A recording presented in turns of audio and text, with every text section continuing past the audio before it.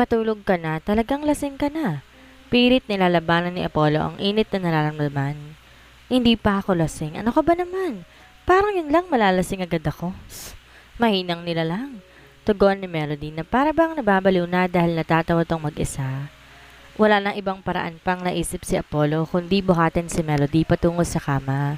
Nagpupumiglas pa ito nung una ngunit di na rin nakapalag pa na marahan niya itong mailapag sa higaan. Hindi pa ako matutulog.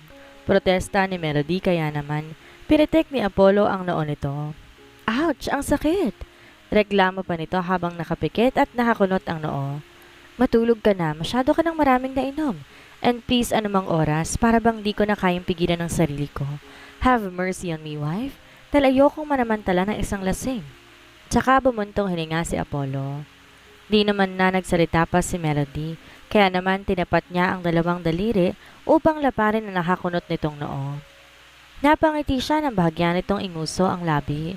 Ang makasnaran nitong labi ang siyang bumabaliw sa kanya kanina pa. Tumayo na siya at saka dumiretso patungo sa shower room upang maibsan ang init na nararamdaman. Hindi na niya napigilan pa ang sariling magparaos mag-isa. Ito ang unang beses na ginawa niya to. Kayang-kaya niyang makuhang sino mang babaeng naisin niya ngayong gabi, pero pas pinili niyang magmariang palad dahil kay Melody. At first, Apollo is not aware that Melody is watching him. Nanlalaki ang mga mata ni Melody sa pagitan na nakaawang na pinto ng shower room. Masusuka sana siya pero nalunok niya ang sariling laway na makita kung gaano katipuno ang katawan ng kanyang asawa habang ginagawa nito ang isang bagay na hindi niya inaakala. Oh shit! Umuungol pa si Apollo. Oh wife! At sunod-sunod tumalsik ang katas nito. Napatakip ng bibig si Melody na malaman niya kung sinong pinagpapantasya ni Apollo. Kaagad siyang bumalik sa kama at humiga saka pumikit. Talagang nawala ang tama ng espiritu ng alak sa kanyang sistema. Nang matapos maligo si Apollo, tanging tawel lamang sa kanyang bewang ang nanatiling nakatapis sa kanyang pribadong parte ng katawan. Habang palabas ng shower room, pinupunasan niya ang kanyang buhok. Na mapatingin siya sa kama ay wala na ron si Melody. Napakunot siya ng noo at ipinalibot ang paningin hanggang makita niyang isang pares ng paa nito sa ilalim ng kama. Lihim siyang napangiti at napailing. What the heck are you doing here? Tanong niya. Mabilis na nilokob ng kaba si Melody. Pakiramdam niya pulang-pulang kanyang mukha na para bang kulay ng isang hinog ng kamatis. Di maalis sa isip niya ang ginawa ni Apollo kanina, kaya naman naisipan niya na lang magtago. Get out there! Sigaw ni Apollo at saka napangisi. Kapag hindi ka pa lumabas dyan, mapipilitan akong gapangin ka. Don't try me, Mrs. Luxerio. Nagtaasa naman ang balahibo ni Melody at mabilis na lumabas ng kama. Tumayo siya at mabilis na muling humiga habang di pa rin tinatapunan ng tingin si Apollo. Kinuha niya ang isang unan at kaagad na nagtalukbong ng kumot. Napangiti si Apollo. Alam niya nanonood si Melody kanina. Kitang-kita yon sa salamin na nagre-reflect sa pintuan. You are so amazing, wife. Pagpuri niya kay Melody na tanging sa isip niya lamang sinambit. Dumiretso siya sa sofa malapit sa veranda, dala ang isa pang unan. Di siya ganon kabaliw para tumabi sa baga na maaaring magdulot ng apoy. He needs to stay away from Melody tonight. At tuluyan na rin namang dinalaw na ng antok si Melody. Kinabukasan, nagising si Melody dahil para bang umiikot ang kanyang kalamnan, kasabay nito ang kirot sa kanyang sentido. Mabilis siyang bumangon dahil ramdam niyang masusuka na siya.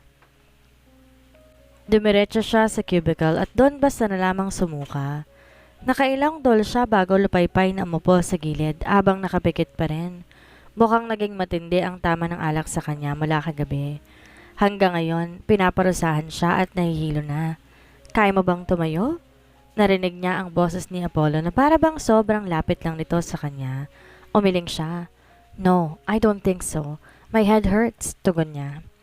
Naramdaman na lamang niya na biglang may bumuhat sa kanya ng pa-bridal style. Kaagad siyang napadilat at muling napapikit nang ibaba siya ni Apollo sa bathtub at binuksan ang shower. Oh shit, Apollo, ang lamig. Why did you do this? Sigaw niya. Sorry, mi amor, but that will help. Nakangiting sambit ni Apollo saka siya iniwan. Kung ano-ano na lamang ang tinatawag sa kanya ni Apollo. Pero sa tingin niya ito ang isa sa pinakamagandang tinawag sa kanya. Alam niya kung ano ibig sabihin ng mi amor. In Spanish, ito ay my love. Napangiti siya sa isiping espesyal siya kay Apollo, ngunit nawala kaagad ang ngiti niya na maalalang nangyari kagabi. Simula sa puntong hinalikan niya ito, hanggang sa pangyayaring nakita niya itong nagmamariyang palad. Mabilis siyang lumubog sa tubig ng bathtub at saka sumigaw. Nakakahiya! Saka siya muling umahon. Paano niya ngayon haharapin si Apollo kung palagi niyang maaalala ang nasaksihan niya? Kung gaano kamaskulado ang katawan nito at kung gaano kalaki, kahaba ang kaibigan nito sa pagitan ng hita. Magpapanggap na lang ako na parang walang nangyari at kakalimutang hahanilikan ko siya. Tama. Alam naman ni Apollo na lasing siya kaya't sigurado hindi na nito ipipilit ipaalala sa kanya ang nangyari kagabi. Tama yun. Kung ipilit man ni Apollo, titiyakin niya na aacting siya ng malupit. Bilisan mong maligo. They're waiting us for breakfast. Dinig niyang sigaw ni Apollo. Mauna ka nang bumaba. Ikaw munang tumingin sa mga bata. Hindi ko pa kayang magmadali. Do you need to take meds? This time, nasa pintuan na si Apollo. Lihim na napangiti si Melody. Talaga bang inaalala siya nito? No, ibababad ko na lang muna ang sarili ko dito sa tubig. Okay, call me if you need anything. Sure, thank you. Na matapos siyang maligo, tanging bathrobe lamang ang balot sa kanyang buong katawan. Sinilip niya muna ang bawat sulok ng kwarto para masiguradong wala na roon si Apollo. Na makitang wala na to, saka lamang siya lumabas. Nabigla siya nang biglang may humawak sa balikat niya at sinasandal siya sa pader. Ngayon na-corner na siya ni Apollo. Nakatitig to sa kanyang mga mata, pababa sa kanyang labi. Ano bang naputol ang kanyang sasabihin na bigla na lamang siyang siilin ng halik ni Apollo.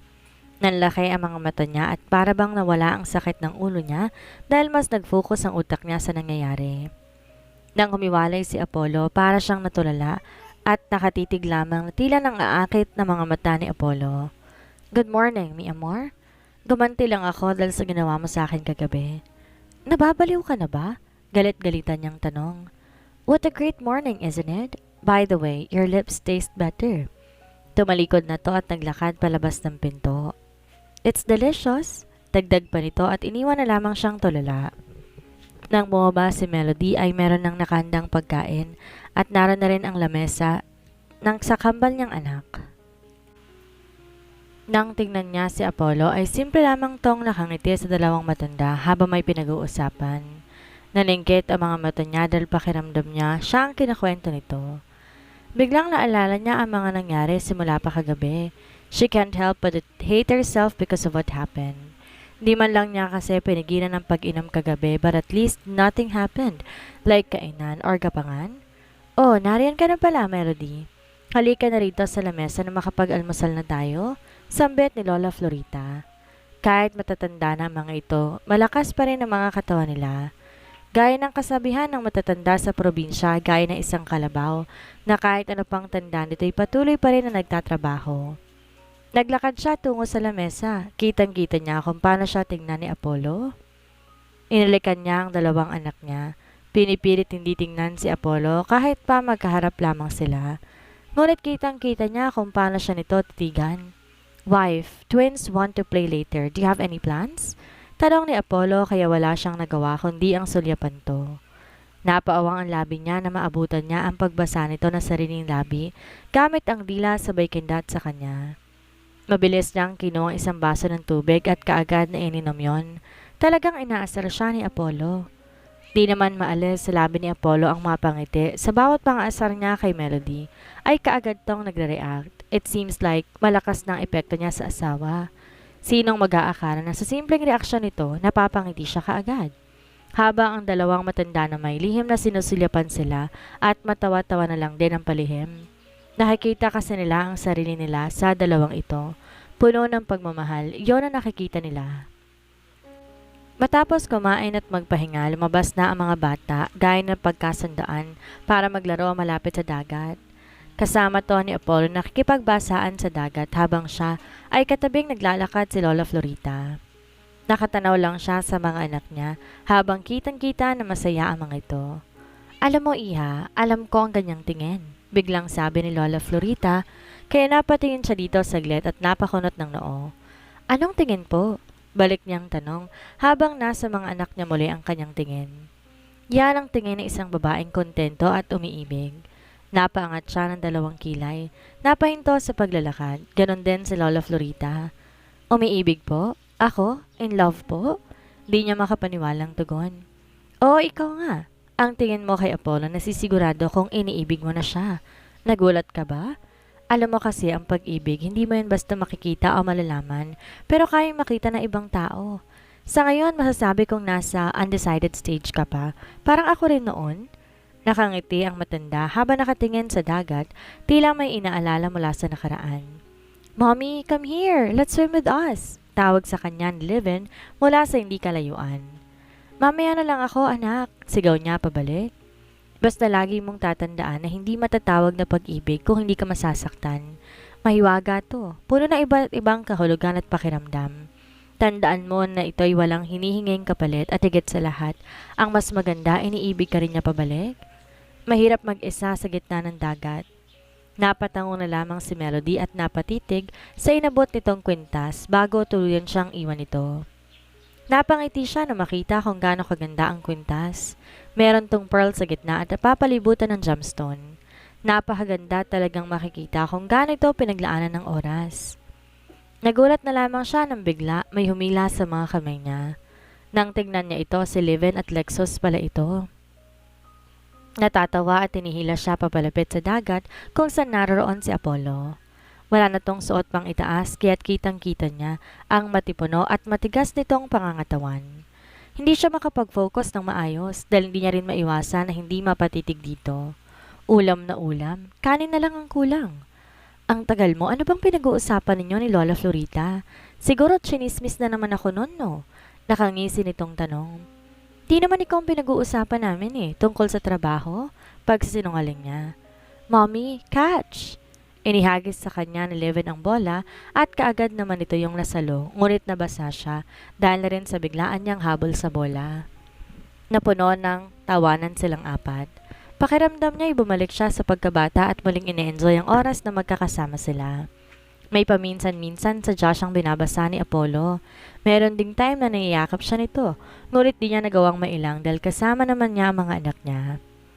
Habang nagsasaya si Melody, siya namang bumalik si Lola Florita sa bahay kung saan naroon si Lolo Wancho. Na makita nito si Lola Florita, kaagad na hinalikan to sa noo. Ang tagal mo namang bumalik, Florita, abay na-miss kita kaagad. Gusto ko sanang magdilig habang wala pa mga bata Nakangiting sambit ni Lolo Wancho. Ay nako, Wancho, ako'y tigil-tigilan mo sa iyong kalandian. Tayo matatanda na para dyan, hindi na kaya ng aking balakang. Iritable ngunit natatawang tugon ni Lola Florita. Kaagad sumimangot si Lolo Wancho. Ano ba gayang iniisip mo? Ang sabi ko, gusto ko magdilig ng halaman. Ikaw naman kung ano-anong kahalayang naiisip. Siguro yan ang gusto mong mangyari, ano? Natatawang tanong ni Lolo Wancho, sabay sundot sa tagiliran ni Lola Florita. Hinampas ni Lola Florita sa braso si Lolo Wancho. Lilinawin mo kasi nang hindi kung ano-anong iniisip ko. O siya, magdilig ka dyan ng halaman. Huwag mo muna akong malapitan, ha? Tila na pahiya at nagtatampong tugon ni Lola Florita, saka iniwan sa labas si Lolo Wancho. Iiling-iling at ngingising-ngising na iwan si Lolo Wancho. Ibang dilig yata ang gusto niyang mangyari. Palusot niya lamang na halaman ang kanyang tinutukoy. Yon tuloy ay nagtampo na naman ang kanyang asawa.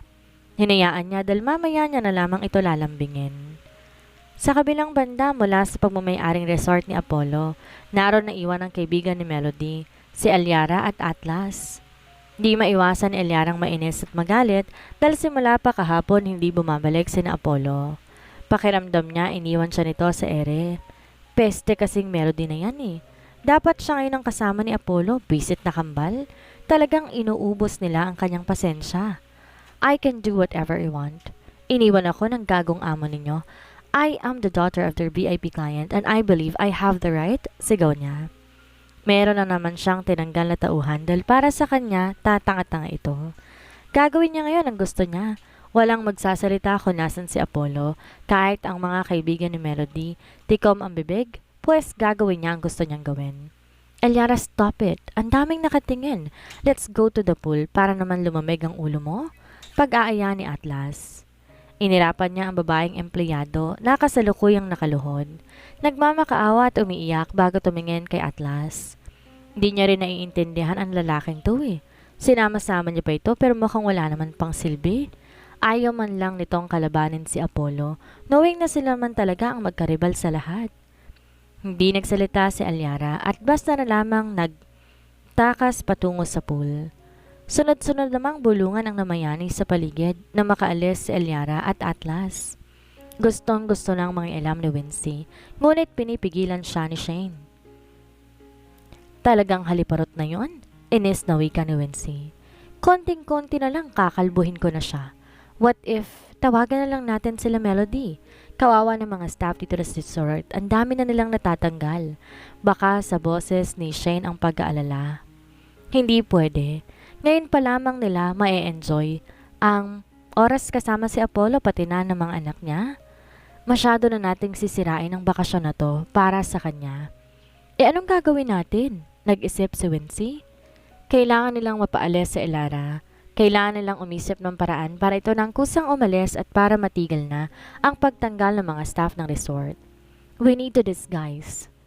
Disguise? Bakit naman? Ano bang gagawin natin? Tatakutin natin siya? Mabilis sumilay ang nakakalokong ngiti sa mga labi nila at sabay na nag-appear. Maliwanag pa lang sinimulan na nila ang plano. Wincy disguised like a serial killer at nagtungo sa restroom girls habang hinihintay na pumasok si Alyara sa comfort room.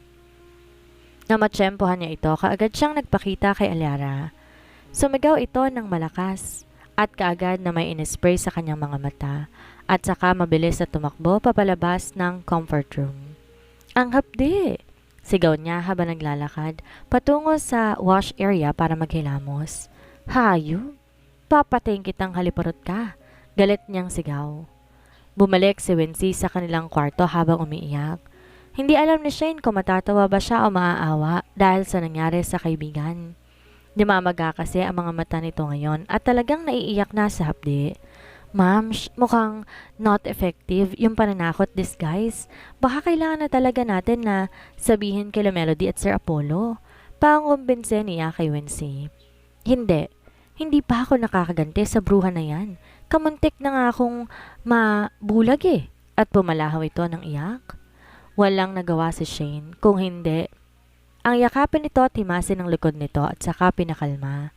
Sunod nilang ginawa, naglagay sila ng maraming ipis na binili nila sa tindahan kung saan ang bilihan ng mga exotic insects. Binuksan nila ang garapon na may lamang ipis. Nilagay nila to sa pinto ni Alyara at doon sadyang tinulak papasok ang mga ito. Oh my gosh! Oh my gosh! Kadiri! Shit! Help! Rinig nilang sigaw ni Alyara mula sa kabilang kwarto. Tawa ng tawa si Shane at Wincy dahil tiyak na takot at dering-diri ito ngayon. Ngayon, sa tingin nila, nagwagi sila. Silang nagwagi sa pangalawang trial nila. Kaya naman, kaagad silang nag-celebrate at kumain sa labas. Pagkabalik nila sa resort, di nila inaasahan na iba ang madadatnan sa kabilang kwarto. Tawa ng tawa si Shane at Wincy dahil tiyak takot at dering-diri na ito ngayon. Ngayon, sa tingin nila, nagwagi sila. Sila ang nagwagi sa pangalawang trial nila. Kaya naman, kaagad na silang nag-celebrate at kumain sa labas. Pagkabalik nila sa resort, hindi nila inaasahan na iba ang madadatnan na pangyayari. Pinapakain ni Alyara sa isang staff ang mga ipis na nahuli. Kung ayaw ng mga ito, matatanggal sa trabaho. Wincy, no! Pagpigil ni Shane, ngunit di niya na nahawakan pa si Wincy. Di na to nakapagpigil at kaagad na tinabig ang garapon na may mga lamang ipis. Patay naman na mga yon kaya na mabasag ang baso, hindi na to lumipad pa. What the heck is your problem, ugly Becky? Mataring nitong tanong kay Wincy. I am not ugly. Just look at the mirror at makikita mo kung sinong pangit inside and out at ikaw ang problema ko. Sino ka ba sa akala mo rito? Mataring niya ring tanong. Pumemayawang si Alyara. Apollo is not here and I have no time para makipagplastikan sa inyo. You know me at kayang-kaya ko kayong lampasuhin. Nilabas ni Wincy ang kanyang braso na kasing laki na rin ang hita ni Alyara. Mas kaya kitang lampasuhin. Kita mo tong braso ko? Lilipad ka talaga, girl. Kung makaasta ka, akala mo nabili mo ng buong resort. Kung akala mo ikaw nang may-ari o baka nag-iilusyon ka lang na ikaw ang asawa ni Sir Apollo. Nangangarap ka ng gising, girl? Dapat na ba akong matakot? Mas lalo pang nangaasar si Alyara at saka tumingin sa empleyado. Kainin niyo yan bago ko kayong lahat tanggalin. You know me, this resort is also a great resort at hindi gugustuhin ni Apollo na masirang reputasyon nito. Kung di nyo kakainin ng mga ipis niyan, ipapakalat kong nangyaring to at sisiguraduhin ko. Lahat kayo tatanggalin talaga ni Apollo. Napakayom ng kamao si Wency. Nakalimutang maraming taong nagpupunta sa resort na ito at iniingatan ni Apollo ang reputasyon ng resort. Sila pala ni Shane ngayon ang may kasalanan kung bakit may tatanggalin na naman. Akmang susubo na ang mga empleyado ng pigilan to ni Wency. Don't! Huwag niyong kainin! Pigil niya sa mga ito sabay tingin kay Alyara. Ako ang naglagay niyan sa kwarto mo? Tumingin siya kay Shane na ngayon umiiling at bakas ang takot. Di niya hinahayaan na madamay pati si Shane. Sinasabi ko na nga ba eh. Manang-mana ka kay Melody. Masyadong papansin at pangit ang ugali. Mahilig kayong gumawa ng iskandalo. Hindi ganyan si Melody at kaya ko lang yun nagawa dahil gusto kitang umalis dito. Tinik ka sa lalamunan para sa lahat ng empleyado dito. Ikaw rin ang gumagawa ng iskandalo. Ikaw ang malandi. Haliparot. Ang dami mong sinasabi. Kakainin mo ba ang mga ipis o empleyadong kakain? Nakangisi na namang sambit ni Elara. Napatingin muli si Wency sa mga empleyado at sa mga ipis na nagkalat sa lakad saka napalunok. Pumikit siya at dahan-dahang umupo ng paluhod at dinampot ang isang ipis. Nagulat lahat ang biglang hawakan ni Alyara ang buhok ni Wency at ginudngod sa mga nagkalat na ipis. Kadarating lamang ni Melody sa resort dahil nakatanggap siya ng tawag mula kay Shane. Mabilis niyang nakita ang ginawa ni Alyara kay Wency kaya tumakbo siya upang saklolohan ng kaibigan. Naitulak ni Melody si Alyara at kaagad niyang itinayo si Wency. Hindi niya napansin pa at napalakas iyon. Tumama ang ulo nito sa kanto ng lamesa. Nakita ng lahat ang nangyari at ang pagbagsak nito. Nanginginig ang tuhod ni Melody dahil sa nangyari. What the hell is happening here? Sabay-sabay na napatingin ang lahat sa nagsalita. It was Apollo. Bakas sa mukha nito ang matinding pagkabahala. Nang makita nito ang nakahigang si Alyara na walang malay, ay mabilis bumuka sa matinding galit at pag-aalala sa mukha nito. Mabilis itong lumapit kay Alyara at kaagad itong binuhat ni Apollo. Fuck! Get out of the way! Damn it! Sigaw pa nito papalabas ng resort habang buhat si Alyara. Parang nag-slow motion ang paligid ni Melody sa nasaksihan na reaksyon ni Apollo. She felt betrayed, jealous, and angry.